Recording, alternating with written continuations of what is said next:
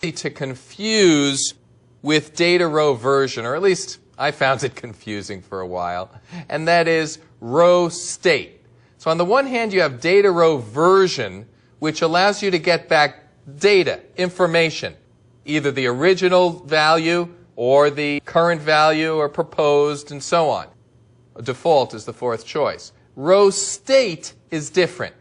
Data row state doesn't give you back a value. It tells you what state the row is in. Let's look at some situations where that is useful. Here, we're using data row state because we don't want to bother saving the data set back to the session if nothing has changed. So there's a note here. This could be unnecessary. In other words, if a row was modified previously and was already saved back to the session state that time, but not this time, then we're still going to show that the state is modified. Once the state changes to modified, the only way that it's going to change back to unchanged is going to be if you accept the changes or reject the changes. But if you keep making changes, then it's going to keep being in a modified state. And if you don't make a change after you've made a change, it'll still be in a modified state. So here, if we only look at modified, we may end up saving it when really nothing's changed this time. But at least it may save us something, and hey, it was a chance for me to show you how to use RowState. So a row can be in these states. It can be in the modified state. It can be in the state added. In other words, the row was added to the data set, but those changes haven't yet been accepted.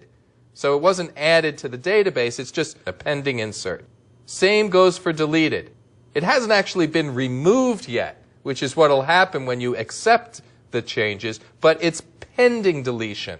So think of these as pending insert, pending deletion, modified, edited, some values in the row were changed. Detached. Now that's kind of a weird one. Detached is what happens if you add a row and then reject the changes. What happens to that row? It's just kind of hanging out there for a while. Or when you mark a row for deletion, but you haven't actually removed it yet. So there are some weird states where a row can be still around, but it's not really part of the current set of data. There's no current information in it, but it is still held in memory. That's detached. And that gets cleaned up, again, when you accept or reject the changes. And then there's unchanged. Nothing's happened.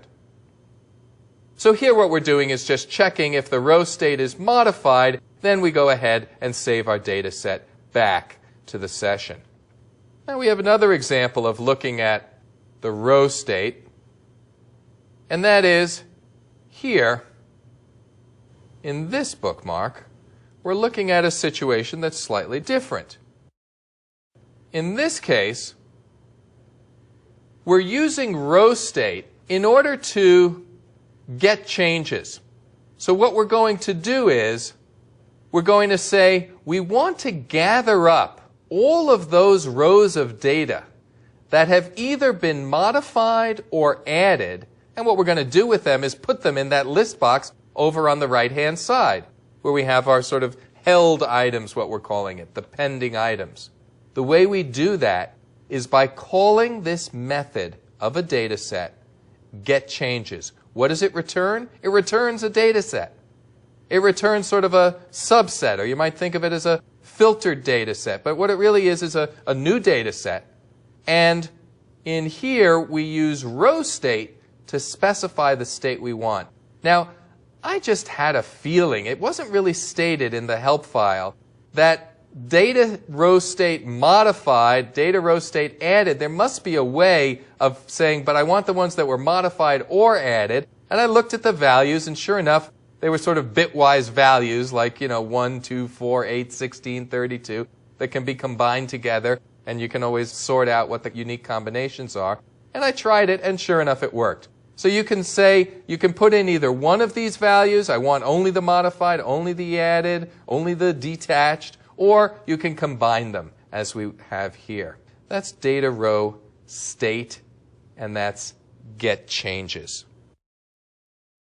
Now, I've mentioned accept changes and reject changes a couple of times. Let's look at some examples where we've used that. Here, we're calling accept changes, but you need to be aware that you don't call this at the wrong time. Many people do. A lot of people think that if you're going to update to the database, in other words, the user says, yes, I want to go to the database, commit my changes, you might think that what you're going to do is say, okay, accept changes.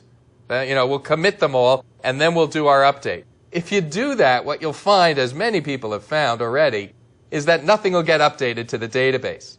Because when you call accept changes, what happens is in the data set, when you're done, it looks as if nothing has changed. Because now the original value is updated to be the same as what your modified value was. Accept changes basically says, take any modified values that I have and make the original values match those. So it looks like nothing has changed. So in fact, what you want to do is always call the update first. Here we're using a data adapter to update our data set, specifically the products table. And after you call the update method of a data adapter, then call accept changes. The reason that you're calling accept changes here is to say, okay, we want a fresh start now. So this way we'll know what has changed since our update. It's a way of sort of marking yourself, saying, all right, we updated at this point. We now want a fresh start. We'll call accept changes from here. Similarly, reject changes is something that's going to take any values that have been modified, and it's going to change the current values to be back to what the original values were. So after you call reject changes, you're going to have a situation where it looks like nothing has changed, but it's because everything is back the way it started. So this really is like a rollback. You're saying, okay, forget everything we've changed. Just restore all the original values. And here, if the user pressed that button to say cancel all my held changes, we simply call reject changes. Now this sample application for editing products, believe me, it's far from perfect. If you bang on it a little, you'll generate some errors. And in fact, it would be a pretty good exercise for you to go in, do some things that bust it, and see if you can fix it, figure out what was going wrong. You'll find that the code is well commented, and although there are sections that we haven't dug into here, I think you'll find that they're pretty easy to figure out. If necessary, the help file is very good, and it's available there to assist you.